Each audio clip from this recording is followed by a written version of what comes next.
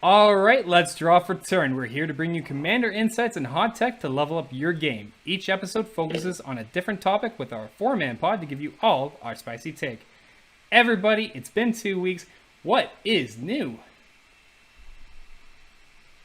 What are you going to do first? It says here in the notes, change order before show. Uh-oh. I may not have done that before the show. That's Well, fine. why don't you go first then, Astrals? Sounds good. I've been working and playing Commander. That's my 2 weeks. I lost to a Cherix deck. It hit me for 23 Commander damage. This is documented, by the way, so this will appear on Astral Flave's YouTube channel. Please like, comment, subscribe. Yes, please. Hit All the bell. sellouts. But yeah, so that was Slap that like button, too, while you're at it. That was worth interrupting you, by the way. 100% it was. But it was interesting. I lost to a deck, again, that Adamant I brewed. I'm starting to question if I'm in the wrong profession. Well, I think it's a group effort. We might both be in the wrong profession. That's what I'm saying. Swazi, my man, what have you been up to? Well, seems like the usual. I've been working a lot, but I'm actually getting ready for a trip going out of town at the end of the week, so I've been working a little extra, but working for worth the weekend. Nice. Been thinking about playing some Commander. I haven't actually got to play any. I've been working, but I've been thinking about it. So we'll see. Okay. I'll take that. Yeah, we just have to... I have a non-traditional schedule now, so you always have a second person to play with because I make my own schedule. You just have to say one. Wicked. Yeah, same here. Just give me a day and a time and I'll be there. I need to get tossed around by Urza a little bit. You need that slap down. Said no one. Indeed. It's okay. EK, Cavern of Souls says otherwise. EK, man, what's been up with you? So I finished brewing that Saskia deck. I've been goldfishing the hell out of it because it's way too much fun. And other than that, That's the Wild Pair one, right? hell yeah, it is. Yeah, nice. Deck is nutty. It's so much fun. I can't wait to finish building it because it's super cheap and Najila is almost done being built. Thanks to Mark Nestico and Rusty because they're the greatest people ever. They're pretty sweet. Yeah. But yeah, otherwise just been hanging out, getting by, doing my adulting thing because Yeah. we're all adults here. We have to. We gotta do Wicked stuff that. sometimes. Me too. Yeah. It's like the most unfortunate part of the show. Yeah. Yeah. All right. Sadly. Adam, what about you, my man? So in sadder news, unfortunately, Corval's Shadow of Power Apostles is no more. I have deconstructed the deck. I just wasn't playing with it, and I just didn't really have an instance where I'm I really want to play this deck. I know how it makes people feel, so I'm trying to be the commander player people want to play with. So I'm trying to make sure that my deck repertoire represents that. Also, I know there's gonna be people out there that have a million EDH decks, not a million, but a lot, 20, 30 EDH decks. I don't ever see myself getting there. There's just too much to manage, and I just can't play them all well. I rather play a good amount of them well. But other than that, I haven't. I've been playing our commander on our usual commander night. I've lost to my own hubris this week, which was great. So what happened was I was playing a game, and there was with Hapatra. The -1/-1 counters matter / snakes matter commander. Not they matter, but she makes snakes. Anyway, so I'm going against Krenko, and he spits out a bunch of goblins. The Krenko player resolves the other Krenko, and then resolves the regular Krenko, and has a Mage Right Stone, and he makes a bunch of goblins to the point where he has 30 goblin tokens or something like that. That's tame. Okay, I get it. He plays Boggart shenanigans. Now, before I tell you what that does, you have to hear my response was, man, I really hope I draw Black Sun Zenith, and I had a Sylvan Library out, so I get to look 3 deep for a Black Sun Zenith. Okay. Worst case, I had a tutor in hand for it. So I go, okay, it's in the top 3. I'm sweet, okay. It's all right, Black Sun Zenith for 1, and 30 goblins are gonna get -1/-1 counters and die. What I didn't realize is Boggart Shenanigans says when a goblin you control dies, do 1 damage to target. You may do 1 damage to target player. Oh. So I took 30 damage for 3 mana. Reading the card explains the card, Adam. I just didn't. It's not. I didn't understand the card. It's just I didn't remember that it existed. So I died to my own, and then I proceeded to decide. You know what? I've come this far. Maybe I can just die to my own hubris entirely. So with my Vampiric Tutor, which I had in my hand, and my Phyrexian Arena out, I put myself down to 2, and I put myself down to 1. And I played a Mana Crypt. And then I'm like, come on, Mana Crypt. Don't let Phyrexian Arena kill me first. And it didn't. Phyrexian Arena killed me. Oh. So that was the end of that game. But other than that, I've just been doing admin stuff with my cards, like sorting. I've been sorting because I'm like looking to do a sale of some bulk and some stuff I'm trying to remove from my binder. You should sell to Mark. Yeah. I don't have anything that flashy, honestly. They take anything. Yeah, but I want I appreciate Mark doing the things he does, but like I do want to keep some cards in the community. You know what I mean? Sure. That's So like if LGSs send it to the shop. yeah, like if LGSs don't have cards to sell, like that's a problem. You know, Yeah. that means I can't go get cards there. Yeah. So I've been doing that. I've actually been retooling the Muldrotha deck a little bit. So now it features more non-creature spells or non-permanent spells, because I realized that with every spell being a permanent, card being a permanent except for 2, it made it extremely clunky. Also, I realized I have learned today that the architect web designers, if you're listening, pay attention. We still need the companion option in Commander. Not everybody does abandon that. I did not, and I cannot put them in a companion zone. I have to put them in the sideboard, and your program doesn't like that. Oof. That is an oof. So Well, and especially with using Garuda, like it's yeah. Yeah, big. Well, I want to say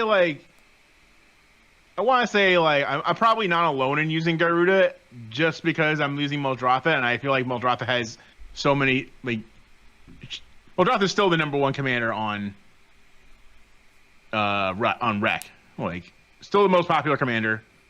Oh, sorry, it's the second most popular commander. I don't know what the first one is. I'm gonna guess it's Atraxa. Probably. So it's not far off. Probably. But I would say there's at least 1, 2, 3, 4, 5, 6. There's about 24 different. There's 24 different themes listed. Are we talking about? Oh, I have it pulled up right now. Are we talking about the past week, or are we talking about the past month? I've been all time. Oh, okay. So 2 years. Sure. Is that how long this website's been around? No, but that's as far as they pull Oh, back. how far is Muldrotha? Okay, so yeah. Muldrotha is #2. You won't believe who #1 is, because it's not who you think it is. Who is Tuk it? Tuk? No, it's not Tuk Tuk. It's not Tuk Tuk. There's no way. It's never Tuk Tuk. Never So Tuk it's Tuk. Golos, Muldrotha, Atraxa. Okay, Golos I can understand, and like Yeah. that has a lot of paths you can go, and like it plays 5 colors, and Well, everyone here's plays where 5 color. Goes a lot of ways. Yeah. None of them are fair. But then it's Eureka. Well, of all unless- decks. Really? Well, that makes sense. Eureka's can be built Oh, on a Eureka, budget, okay. and is Eureka, yeah. Yeah. But I will say that Ben Wheeler did build mono white Golos. Now I was saying, how does that work? You can still use his ability. It's just all the cards in the deck are white, other than Golos. That's fair. Yeah. Yeah, I mean, Too fair is the problem. yeah. I mean, it was on an episode of Friday Night Paper Fight. So if you want to check that out, go check out Friday Night Paper Fight. Anyway, I'm done rambling. Do we have any news to go on the set No. this week? No. No. Nothing important. Nothing important. Oh well, the players. Sorry. Well, guess there is something important. The Players Championship was this past weekend. That is a That's big not. thing, That's not. but- It's the wrong format, though. It's not, yeah, but we can just talk about it real quick. I don't remember who won, but because of the Players Championship, we have 3 more standard bearings to add to the millions of other ones that have happened since, I don't know, the last time there was a major standard bearing before the series we've currently seen was Jason's Stoneforge Mystic. I think so. But yeah, the championship basically brought out, here are new bannings you need to have in for standard and historic. And I mean, They went into effect immediately. yeah, today. There is no No, way on no those. lame duck for a week. Serious, who won the Players Championship? Forget It wasn't Just- Gabriel Nassif, was it? Because that's who No, I I thought something Burzovich. Oh, Austin Bergevich. Yeah, he was the #1 I seed. believe yeah. so. Yeah. All right. Yeah, he was the number 1 seed, so that's not at all surprising. No, I mean, hey, congrats to him. I Ooh, what's this? Ooh, what's this? Oh, okay, I'll look at that later. I'll look at it later. Yeah, look at it later. Edit this part out of the show, by the way. I leaked I sent some DMs to the boys because Ultra Pro put out new product with our unofficial mascot Teferi. Yep. You mean Swazi? Oh, that's dope. Yeah, So- and like there's sleeves and a deck box and a life thing and a even bigger deck box. It's not like the 2,222 Yu-Gi-Oh card deck box, but it's a big deck box. Right. You could fit Oh. you could. By the way, not retro, but just YouTube that. Just YouTube 2,222 card Yu-Gi-Oh deck. It's on YouTube. It tells you the whole story of it. It's actually hilarious. So, while the guys are fawning over Teferi, why don't we jump into our topic of Rule Zero? Yeah, what is our topic this week? I think we're talking about Rule Zero. We are My favorite talking rule. about Rule Zero. My favorite rule. It's the only. No, I'm kidding. It's not. Actually Well, the only rule. it's the rule that supersedes all rules. It is. I mean, the Well, rules, not in competitive REL, but yeah. I mean, in casual though. I mean, Rule yeah. Zero basically. in our format. Yeah, like in our format, it sets the preface for everything. So for those that don't know what Rule Zero is, Rule Zero basically says this is the official rule of Commander. Local groups are welcome to modify the following subset of rules, which are 1 through X. And if you'd like to make an exception to the rules, especially in an unfamiliar environment, please get the approval of other players before the game ends. Effectively, I thought it was just have fun, and that was the rule. no, it's actually that full-out written rule. Yeah. But like Rule Zero basically like sets the preface of how your playgroup, your games are gonna go, what's allowed and what's not allowed, and what exceptions you want to go.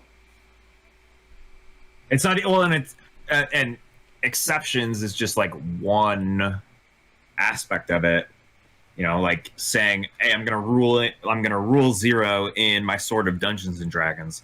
You can also rule 0 and add to the ban list, or you know, say like, okay, yeah. we don't play those types of decks here. Yeah, etc. yeah. So the Rule Zero is always in effect in every play group, but there is bannings and rules so that when you go play with other people, that means that everyone has some concrete like foundation of this is what you can expect and this is what's allowed when you play this format with in a what's the word I'm looking for here? In the context of playing with just anybody. Yeah, like if you're in an unfamiliar setting or group you're not usually used Yeah. to. Because otherwise, if this didn't exist, if like there were no rules, this would turn into a triple triad from like Final Fantasy VIII, where you go from town to town and everyone has different rules and like the cards do different things. I mean, the So voting rules like that's that. also why the DCI exists. But you know, but yeah. So what does Rule Zero mean for your play group, Astrals? Like effectively it's setting up the. I'm gonna use two of the same word here. It's setting up the setting of how you want your playgroup to go. Setting the setting. And by that, I just mean you're establishing how you want things to be. What is going to be allowed? What's not allowed? What are some cards maybe you don't enjoy playing against? An archetype that's not a favorite. You know, you have a discussion effectively of what you want to see in your Commander game, which ultimately makes all around and your enjoyment of it, right? Like, this is the biggest thing that we always preach in our pods too, is discussion, discussion, discussion. And Rule Zero brings that out in the nth degree every time. Rule Zero is discussion. Yeah. So go ahead. Yeah, one thing you said in there, I just want to comment on it, is you mentioned cards you don't like playing against. I mean, I don't want like playing somebody- against a lot of cards. There's a ton of cards. I have a deck of 100 of them right here. That Fair point, I guarantee fair point. that I don't think Rule Zero should be an excuse to just tell your friends they can't play their powerful cards, though. Like, that's a whole different discussion. Yes, agreed. Yeah. If you think about it this way, the other formats don't have a Rule Zero to the degree that Commander has. Like if I'm showing up to a standard or a modern event, and like let's just say like Stacks, Counterspell, Tribal, Mass Land Destruction is the best deck in the format. Send me an invite to that party. Well, like I just named like the 3 most hated things of most Commander players, and like if that just happens to be the deck, well, like that's just what you're gonna play. Like there's no rule 0 to say, hey, we don't like playing against that here. You can't play that. Yeah, because then it turns into triple triad from Final Fantasy VIII, and there's different rules where you go to every store, and it gets ridiculous. Yeah, it was That's like, why the DCI exists. Yeah, it was like if I can't, I don't know, if I can't play my Winota deck at FNM,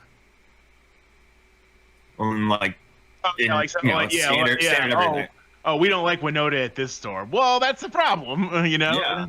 Yeah. But I was gonna say, yeah, you did catch me on what I said about cards we don't like, because that can be said like, effectively you're saying, well, I don't like these 100 cards and no one can ever play it.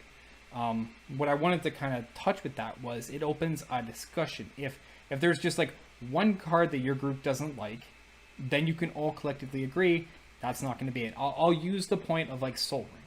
Soul Ring is mass available everywhere, but there are some groups that will choose we rule 0, no Soul Ring. quite a few actually. That's Yeah. probably one of the cards that are rule 0 the most. There's quite a notable group that does that too. The MTG Goldfish, Commander Clash guys do not play Soul Ring. Soul Ring, yeah. They also won't use cards over $100, but That's a fair one too. That's that that is understandable. That's interesting. That's cool. Yeah. Their big thing is they just want people to be able to afford the decks that they play. yeah. Plus, they want to like. I think they don't want to like make the decks too homogenous too. Yeah, because It was like because if you see like Soul Ring, like when me and Astrals do deck building, we're like, well, let's put in the 4 cards we always put in, but like, do you have to do that? The answer is no. You don't have to do that. But like, it does present you certain advantages because the 4 cards being Command Tower, Soul Ring, Arcane Signet, and Wayfarer's Bauble. Well, okay, so the only one that may not make the deck sometimes is Command Tower. Is only if it's a monocolor deck, but all the other ones can make any other deck you want. And they just are good. Like you don't have to question their power, their validity in the deck. Yeah. Nothing. Yeah. They fit in. They're effective. They do a good job. But like, so in the case of Soul Ring, there have been statistical analyses that several times that players who resolve Soul Ring have have a higher win percentage than is like at a certain threshold of the game. There's a bell. There's like an exponential bell curve of when you resolve Soul Ring in a game, and your like expected chance to win. I don't want to say it's a bell curve. It's kind of like a slope. I would say like if you resolve like a turn 1 Soul Ring, I would say you're. I guess it's a downward slope starting from 1. Yeah. Example: I played a game this week and player resolved a turn 1 Soul Ring. And then resolved a turn 2 Migration Path, and he had 7 mana going into his turn 3. I'm like, uh-oh. Yeah. Wow. Well, and people who resolve turn 1 Soul Ring are most likely to be targeted immediately. That's also true. Hated out of the table. It's like, okay. Right, because it creates, But anyway, so there's also like room where Rule 0 can make things more fun and liven up a place. Like you allow silver border cards, or silver border cards are probably the number 1 exception to Rule 0, and I think make it the most fun. Absolutely. Shivam has a list of Rule 0s you don't even have to ask him about. You show up and say, I'm playing partner commanders, Brothers Yamazaki, and have he'll let you do it. 2 of them in the command zone, or Bruna and Gisela in the command zone. Yeah, it doesn't even have to be necessarily a type of card. It could be like, okay, well, I want to play Brothers Yamazaki or Brucella, and I want both things in the command zone. I'm like, okay, whatever, fine. Things that just make sense. Yeah, it makes sense, but also it makes the deck more fun, and it makes it say, hey, what would happen if kind of thing. Yeah, and the biggest thing that like I always keep in mind with Rule 0 is intention. Yeah.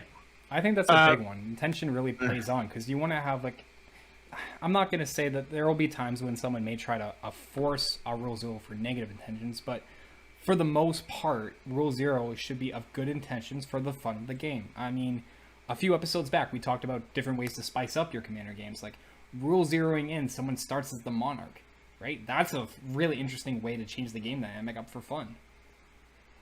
Yeah.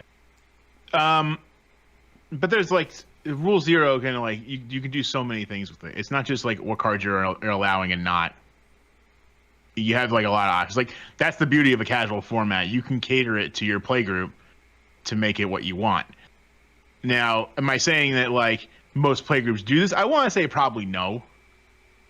But that's because they probably have maybe the playgroup has intentions of playing like at their would have intentions of playing at their LGS. So they'll build their deck and just make it just by the rules. This is what okay. I'll adhere to the ban list. I'll adhere to all these other things. That'll be that, and that'll be that. Because like if you showed up to like a GP and you were in a commander pod and someone whipped out a Shahrazad, it's like, well, my group rule zero Shahrazad to play. I think because I'm sure they want to do other things at that GP. Especially if they don't say anything about it before the. I think. So. With every single point that we make, it literally just comes down to talk. Like one word 100%. Answer. Talk. Yeah, you have a lot better games when you discuss things before you sit down and pull your decks out. And that's not to say that you're disclosing like every single card, playing like an open deck list commander game, stuff like that. It's just, hey, I'm playing Palladium Ors Voltron. I run a Cataclysm and an Armageddon. Is that cool? Shots fired. Literally all you have to say. Yeah, it's not even shots fired. I'm just using a relevant example to someone in the call right now. Yeah. I mean, I don't really rule zero in any cards now, but I have considered it. Yeah. Like I've definitely wanted to play with Lutri in my deck. So. Well, I mean, that's something we've like agreed to rule zero too, right? Like. That order. Well, it's just silly that like he has to be entirely banned just because he can be your companion. Yeah, and like he died for no one's sins, basically. Yeah, and he's so cute. He's an elemental otter. Like, how can you not? I know. By the way, otter tribal not actually a thing. I looked up the number of otters. Apparently, otters haven't only been a thing since Ikoria, so there's only the ones that exist that we know of. Well, we'll rule zero in more otters. Well, I can't just change a creature type. Anyway. All right, so let's go ahead and talk about the difference between the ban list and rule zero. Yeah, I mean, so this kind of comes up a lot because a lot of people will consider like rule zero. I can just, choose in the playgroup what's going to be taken out. But, I mean, there's a big difference between choosing what'll be and what's actually a ban list in the format. The ban list was created for specific reasons. Cards are on there because they either demonstrate a level of gameplay that makes Commander or EDH just not fun. Primary example, Worldfire. Here is a 9-mana sorcery that exiles everything, sets everyone's life total to 1.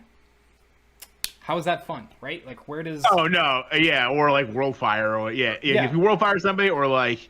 How about Biorhythm? Biorhythm, yeah. Oh, if you don't have a creature, you lose the game. If you're not playing a creature-based deck, you're just going to have a bad time, and you're going to lose the starter pretty much on the spot. The interesting thing with the ban list is they have said on multiple occasions it is harder to get something taken off the ban list than for it to be put on. That's true. Nothing's really ever came. Well, I think there have been cards that came off the ban list, like Kokosho came off the ban. Yeah. Oh, and Kokosho. Yeah. But I think those still Coalition Victory on the ban list. Why? Things coming off the ban list is usually a result of a rule change or something that makes them not unfair anymore. Oh yeah, I mean if that's the case, like that's fine. What I'm saying is, how often has something been unbanned in Modern? Because like that tends to be where you hear about things getting unbanned the most. Now, like Stoneforge Mystic got unbanned. Yeah, that's a big deal. Yeah, that was 2019 though. Happen a lot though. I know it doesn't happen often, but it's like big hitters get unbanned. Like Jace the Mind Sculptor got unbanned.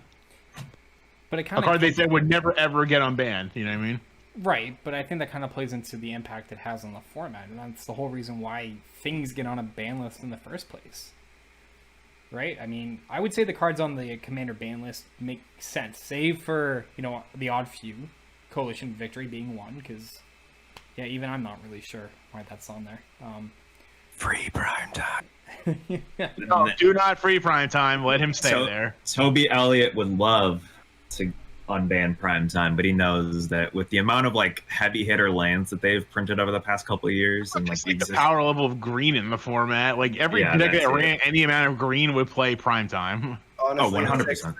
Give me some basics. I'm probably still doing fine. Oh yeah, it's trampling at your face. Yeah, like just even grabbing forests, you're fine, but like field, Guy's Cradle, like the list goes on. Yeah, you're just grabbing big hitters, I should say. I mean, yeah. And like, sort of the big difference between the ban list and Rule Zero, though, is the ban list will exist for any version of Commander in any play group. And the ban list creates the baseline. Yes. The rule Zero allows friends, like close friends who play with each other often, to experiment and kind of. Yeah, like I really like experimenting and like trying different things. Like it creates that environment to do so. Sure. That's why I said, like, so for example, in our Discord for October at the end of the month, for those who watch the stream on Friday, we're going to be doing a spooky commander night where some of us are building spooky commanders based on themes. And I know someone in the deck, just giving an example, someone built a deck based on the horror movie Mimic, and the commander is Volrath. Oh, that's cool. Yeah. And I said, like, if you want to put silver border cards in, just like, yeah, go ahead. Like, if it makes sense with your theme, go for it. Yeah, because normally silver border cards would be banned because they're deemed not legal in any format. So, like, there's like an example of like Rule Zero being used to overrule the ban list, but in effect to make the games more fun. Yeah. Right? Like, that's the beauty of Commander being a casual format. Just because there is a ban list, if your group agrees, you can override it, per se, in your playgroup if everyone's okay with it. Like Baral, that's banned, right? Like, we've had a discussion a few times, what if we actually saw like a Baral deck kind of come out, right? Yeah, Baral deck is what we consider you're about to have a very bad time commander. Yeah. But the thing is, like, let's ask this out. It's like ruling out archetypes probably isn't really part of Rule Zero. Because I don't think this is my opinion. Is like, if someone wants to play stacks, if someone wants to play like Brawl, where it's just like heavy counter, heavy interaction. If someone wants to play, land destruction for and that two-word phrase that no one likes in Commander, that isn't really, that technically, people may not like that, but if that's what you want to do, I don't think Rule Zero is there to stop your friend from doing that or you from doing that. For sure. I think if anything, Rule Zero is there to discuss about it. I do think that, now, are they annoying to play against, and will you like maybe lose friends over them? Yes. Will you get targeted a lot of the time because you're doing that? Yes. So you have to. It's like, that's like saying, I remember there was a point, like, during a Jumpstart release, I opened up some steel products. I got a Tiny Bones, and I'm looking at this thing. I'm like, I really want to build you, but I know what that means. And what that means is that everyone at the table will instantly hate me. And there are certain cards or certain commanders that basically say I'm the only one who gets to play this game. Yeah, and you're only 1/4 of the game. Yeah, and I don't like that. So like, I decided not to do it. I decided not to follow through with it. I'm center of the universe. Yeah, exactly. Like, I'm not like. Am I for like do I like decks that like put together this giant machine of value and just go off on the wheels on their own? Yes, I like those kinds of decks. I think they're quirky and fun. Yeah, you like your puzzle decks that take 15-minute turns. Oh, sure. Or like, you can show off a really quirky combo. Like, Muldrotha contains the Muldrotha image combo. So like, if you don't know what that is, you get to see it in first hand. The problem is, because it's an evens deck, I don't have access to the things that make it good. Yeah, so you're dragging the rest of the table through the mud to be able to do so. Oh yeah, but like, if I have it, I like the thing is, like, when I have it, at least I know, and like, okay, this is what's gonna happen here, kind of thing. I don't like I demonstrate it, and then it's like, I'm going to do this a lot of times, and then this is the result of that kind of thing. Okay, but like, I don't know that certain groups rule zero, like they rule zero out like stacks decks, or they'll rule zero out like any land destruction card. So what they're saying is they want no one to play a good mono white deck. Yeah. Or I mean, probably, but like, land destruction becomes necessary at some points. Like some lanes are so overbearing and like can really shut down. So like, how many times have I wished I could get rid of a Mazavith? Or like green dot deck. Yeah. I mean, I've used the chance to use Palladia, like with the little light destruction package I have, to take care of a Graia's Cradle before it became a problem, and that was a relevant point of land destruction. Yeah, you destroyed an entire table's worth of lands just to get rid of one Cradle. No, that was a separate game. Time when Gaia's Cradle's not a problem? You said before it becomes one. As soon as you slap down $1,000 on the table, people are going to look at you like you're the problem. It's not a problem. To be fair, it doesn't even tap for anything if there's no creatures on the board. Yeah, as long as if you have unfortunately, Gaia's Cradle loses to Wrath of God, so go put that one out there. Also, with the spirit of Rule Zero, most of the Gaia's Cradles you see are proxies. I will say there are. I will say there are other kinds of cards that make Rule Zero. Like I know at the LGS I play at, there is actually an in-house rule that you can't take more than 2 extra turns at a time. Oh. So extra turns combos, people don't bring extra turns combos to the store. Okay. I know that's also a rule in some other playgroups I've heard of. I have heard another playgroup that just doesn't allow. If you're gonna put combos near your deck, you're only allowed a certain amount of reps of it. So if you can't do it right there if it doesn't get there right there on the spot, then you have to go through a loop to do this. Then then it's not allowed in your deck, kind of thing. And like, I don't necessarily like that. Yeah, I think that takes it a little bit too far, because then you're basically saying no one's allowed to play value engines. Right, but then you're saying like you value one long commander game over the course of an evening, and I'm like, I personally do not. Yeah, I mean, and that's why I play the types of decks that I do. I would rather play 3 45-minute games instead of 1 2-hour and 15-minute game. Yeah. So, like, additionally, so these are some negatives to Rule Zero. Are there? What others are we thinking of here? In terms of like negatives, I think over abuse of it. I think that's like the big hitter, like we've just kind of said, like, you know, nailing out archetypes, setting it up so certain things can't be played. Like if you're coming into a new playgroup and suddenly everyone's like, "Oh, we've ruled zeroed out like no Soul Rain, you can't play stacks. There's no I don't know, for whatever reason, you can't play white. No theft cards. No theft cards, right? Like that kind of is like, okay, well, what? A really common one too is rule zeroing Cyclonic Rift. Yeah. It's like, it's a powerful blue card. Like, it's a 1 of 99. Like, yeah, listen, I get people don't like cards, but like, but like, I don't think you should like I don't think it's right to tell people they can't do what they want for the most part. Like, there's a limit, you know what I mean? Like, at least, again, if you're never, ever going to discuss what to expect when you sit down, or if it should be known without discussion what to expect when you sit down, then you have to have them these Rule Zero modifications somewhere and everyone has to know them and agree to them. But if in the most case you just want to, like, sometimes you don't want to do that. Like, I don't want to have a hamburger every night. Sometimes I want to have chicken nuggets, you know? Not saying I do that, but... Day. Twice a day. Yeah. But I agree with that, though. Like, instead of trying to force a ban at the table, like, don't sit down and be like, no one's playing Cyclonic Rift. That sounds dumb, for starters. Sit down and actually discuss.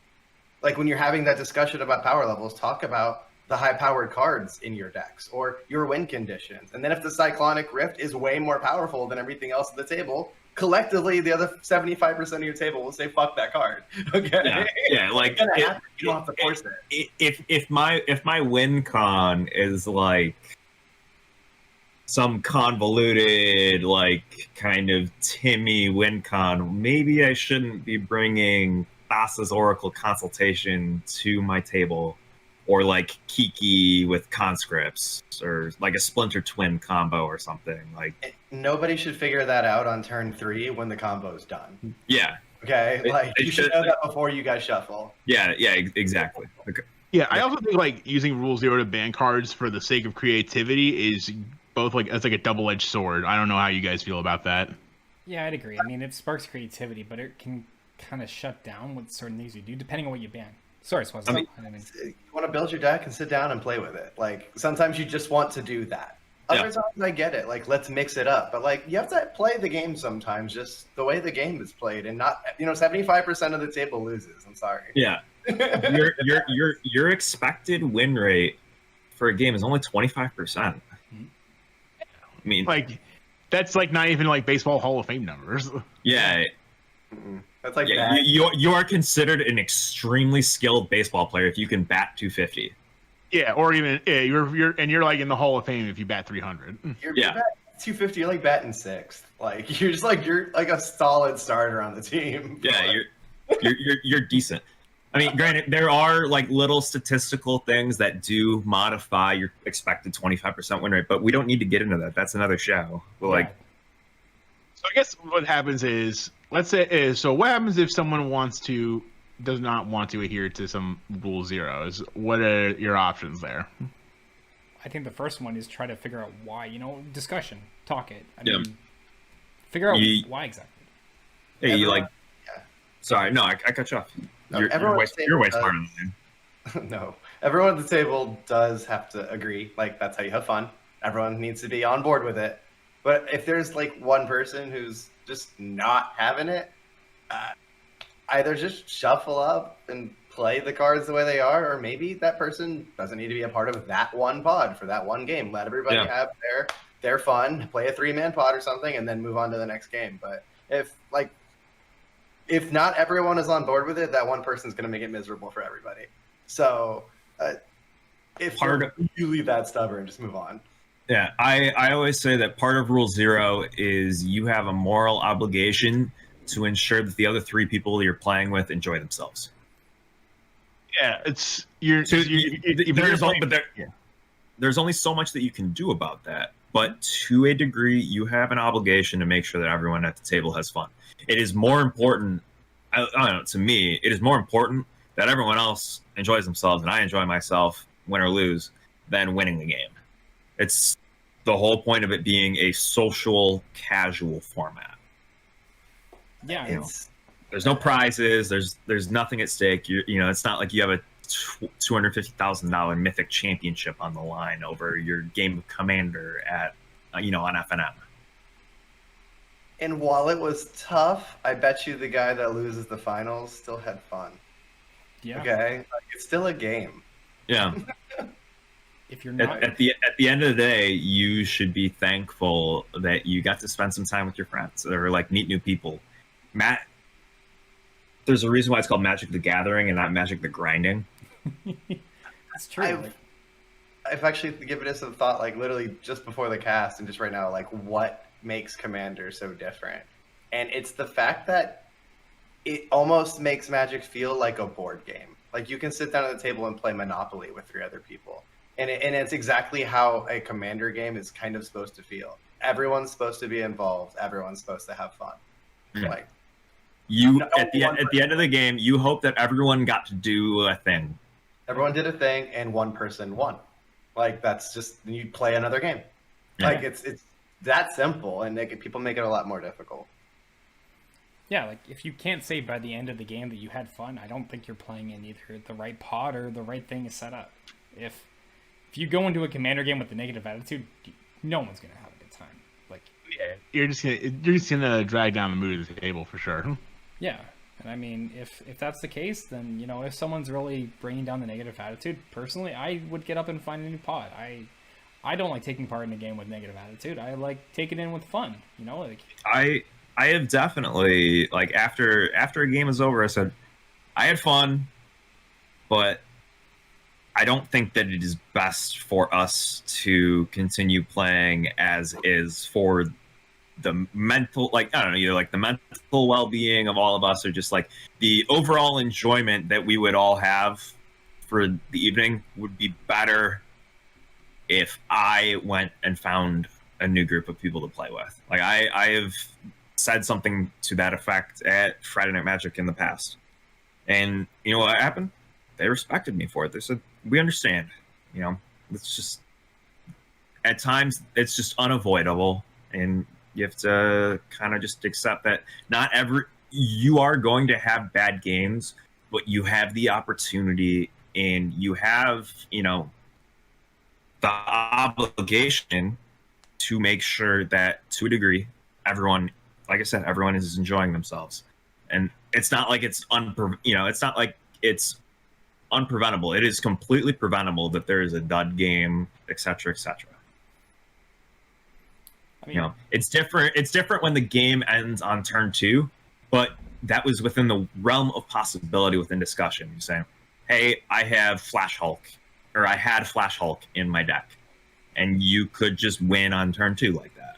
Yeah, but like I said, that was in the expected result of, you know, a potential expected result of the game. If I just showed up to like a random table, had no discussion, and I pulled that out, oof. That's literally the only way to sum it up. Like, it's someone somewhere or multiple people in multiple ways messed up somehow. Life of the party right there. Yeah. Well, I mean, that's what I say about Brawl players, but my buddy Cavern of Souls and Rhythm of the Wild and Leaping Sepperpod would like to have a discussion with that. Yeah. All right. Well, I think we covered a lot of stuff about Rule 0, but let me ask you guys. Here's a thoughtful question. What Rule 0 would you guys like to use in a game just to try it out? Honestly, I'd really like to try the Rule 0 for Monarch. You know, changing up how we do a Commander pod. Not even touching cards, just changing up. Just having Monarch having Monarch right away. Yeah, you. When I played at my old store, we would play. The person going last was the Monarch. Yeah, because at least you would like have some advantage to going last. Yeah, you take your expected win rate takes a multiple percentage hit by going last. So by giving them the Monarch and saying, "Hey, you know, you get an extra card for the first couple turns to try and make up for, you know, having last on priority and everything like that," it actually made a difference. And it made it very fun. No, I think playing with the Monarch would be fun. At least to start. Swazi, how about you? I'm thinking real hard. I just figured you would want to play with like Johnny Combo player or something like that, like a silver bordered blue card, like a ridiculous silver bordered blue card. My Rule 0 will be for everyone at the table to just like me, but those cards that I play just don't let that happen. No. I don't think it works that way, man. I keep sinking lower in my chair every time you say something bad about a Brawl player. I'm just like, I'm literally using my mono blue deck box to hold up my microphone. Ooh. EK, how about you? Silver border cards, easy. Easy? Yeah, any specific ones? I figured you would want to play with Akhan's Run, which is a really good one. I mean, I don't know. I'm pretty cool. I'm pretty cool with all of them except for like the Spike Timmy and Johnny cards. I think though of all the silver border cards, those are the pushed ones because those are like the more jokey cards. Maybe Richard Garfield PhD. Oh, Richard Garfield PhD is actually cool because it tests your knowledge of Magic, basically. Yeah, but like if you just sit down with like I don't know, say you sit down with like Brian David Marshall playing Richard Garfield PhD, he knows like every single card ever. Yeah, but you're the only one who has to change the cards. Yeah. I like Akhan's Run is super cool. Sort of Dungeons and Dragons, tons of fun. A. Cornelia, Alexander Clamilton, like there's the one that says if you say the name of the person you cast, it's an enchantment, the person casts it, they say, and someone says a word like their creatures get buffed or something like that. Oh, it's like a secret word, yeah. Like I love like all the what works out to be like the party game cards. Yeah, because like Steven said, Commander's basically like sitting down and playing like Mario Party with cards or like Monopoly with cards. Yeah. I just love leaning into that. I would say like playing with the card Goblin Games, like playing with a Silver Border card, because that card's hilarious. Yes, it is. That's fair. I would say if I were gonna rule zero anything, I would want to rule zero like maybe like a part like I saw Tomer did this on his one channel. He made a deck that was modular for a kicker. And so he had two components out. So one was like a static green cards that stayed in the deck with kicker, and like then he had like some red cards. One he could either make the deck Gruul or Simic because they had that new Simic Kicker Matters commander come out. Yeah. So he can change it depending on what he wants to play. So like it means like okay, the Simic shell goes in. I want to play the Simic shell this game, or I want to play the Gruul shell this game. I was thinking more like, why don't we just maybe let me partner them, and like we'll see what happens when Teamer has kicker. I've also been interested in like fan made cards. That's a thing, but like that you really have to like be on your group. Yeah, that's on board with. See, and that's what like I've been getting super into like Commander Cube. Ooh, okay. And that's like Commander Cube territory. Yeah, but I like that kind of stuff. Like I like there's a whole Reddit thing for like custom Magic, and like have all sorts of created commanders, and one of them has to do with Flash and Bears, and I'm very much about it. Flash Bears. Oh my god. So it's Teamer, so like I'm very about it. Okay. I'm gonna flip the script. Is there one thing that you wouldn't want to rule zero? I just don't want people to think that they can't play an archetype they want to play. So like, if you want to show up with like a toxic archetype or like anything of that nature, I say that's fine. Yeah. My only grounds when you show up with this deck is please make sure the deck can win. I do not want to sit down with a deck that is incapable of winning and we just waste like 2 hours. Or not that it's not capable of winning, or you just don't have the reps in and you fumble through it. And it's just like you're dragging. You're dragging the table through the mud. I mean, like people are going to practice new decks. You have to let them do that. But like, I would say it's way worse if someone shows up with a deck and is like, "Oh, this deck isn't capable of winning." Yeah, like a quote unquote true group hug deck that doesn't actually have a win condition. Yeah, like in the beginning of Commander, group hug decks didn't really have a way to win. If you see me and Sean's Feldergrift deck, though, you will see that deck very much has ways to win. Yeah. And it has won a lot. It's got a really good win weight, actually. Yeah. Yeah, I know. I've taken advantage of it on multiple occasions, I should say. I don't know. I guess I pose that question because like there are certain things that no matter what, you might be as open as ever, but there's still things that people just would rather keep out. I agree. Yeah, definitely. And I would say I sympathize with Adam's point. The last thing I'd ever want to see banned is what you want to play. Like, it's an open and fun thing. Play what you want, just be forthcoming about what you're gonna do. If I'm walking into a game and stacks is gonna be a thing, 100% fine by me. I actually enjoy playing against stack decks because I have to think outside the box about how I'm gonna get my stuff in and actually get the win. It's a challenge. But like, just tell me, Tell me what I should be looking for, on my tutors or like, Yeah, I think we should. I think we should make a rule 1/2, and that's always be communicating.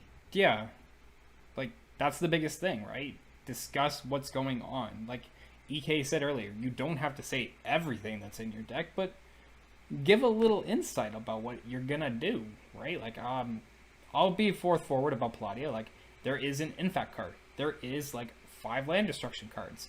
I work by Voltroning, and if needed, resorting to land destruction to win. Because that's my response to get in and have my general not be able to be destroyed. That's my communicative way. It's funny because there are a bunch of cards from the Commander precons this year that would completely usurp that. Like if you control your commander, you can cast this without paying its mana cost. There's a exile target creature card. Thanks. Well, I like that card. Yeah, Deadly Rollick. Yeah, really good. Good card. I mean, there's a free commander spin on a free misdirect. I mean, Yeah. That's also true. I think we pretty much covered everything we want to talk about for Rule Zero. So to the listeners, what's been your experience with Rule Zero? Do you have any positive or negative? Does your playgroup allow any specific cards or have rules that you guys play with? Let us know in the comment section. Yeah. Well, guys, I think this was good. You know, I honestly really enjoy when we get in these kind of topical discussions. It just kind of is free flowing, and I think this was good. I really had a blast doing this one. Yeah, I like talking about stuff like this. So hopefully next time we can talk about some Commander Legends, because I know that's on the horizon.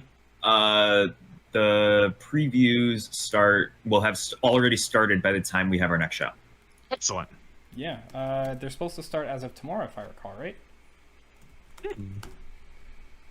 Well, guys, sorry, EK. I was about to say that they start.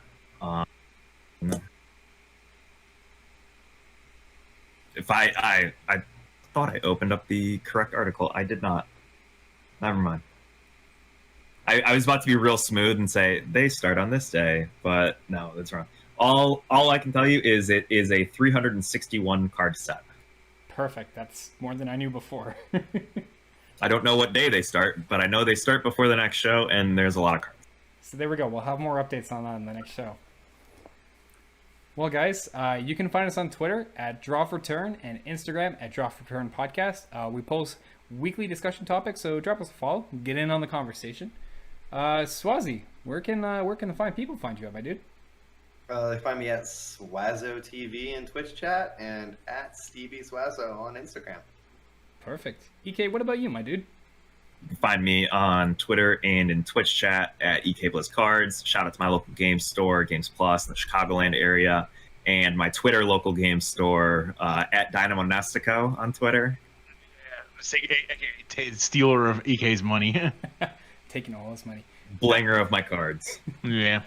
Adam, what about you, my dude? Yeah, drop me a follow on Twitter at DES_AdamN. Shout outs to Top Deck Games in Westmont, New Jersey, and Comic Book Store in Glassboro, New Jersey, as always. And also, I'll put a new one on there. Well, a new one, but one that I've been going to for a while. Ron's Comic World in Mount Holly, New Jersey. Nice. Well, guys. Spreading the love a little bit. Yeah. I mean, hey, spread it all you can. I mean, if you find an LGS in your area. Actually, here's something, too. Guys, if you have an LGS in your area that does some sweet stuff, let us know too. Just tag us on Twitter. We're always looking to find out some cool places to get some spots from. Like EK's got all the deals for us, but we're always interested in finding other places to go around. Yeah, if they have social media too, let us know what that is so we can give them the appropriate props. Yeah, so we can follow them and support your local game store too. Exactly. Well, guys, you can find me on Twitch, Twitter, and Instagram at AstroSlime. I stream a mix of MTG Arena, motivational talks, and some other games. Friday nights, I'm usually hosting our Commander Pods as well. Shout out to Harry Tarantula and 401 Games, because this guy just won another daily prize for a promo pack again. You win all the prizes. This is rigged. Are you the only one who shops at this store? Ash was single-handedly supporting Harry Tarantula since March. They've been great to me. One. No, I haven't won every single one, but I'm hoping to win the big prize this month, which is a Scalding Tarn and a box of Zendikar Rising. Hey, you already won a Misty from them. What are you talking about? I did. This is true. What's another fetch? that face that for those of you not watching the video of this, Steven just made like the droopy Van Gogh melting face. Yeah. It was perfect. It was. Well, as always, everyone, remember, untap, upkeep, support your local game store, and draw for turn. Cheers, everyone.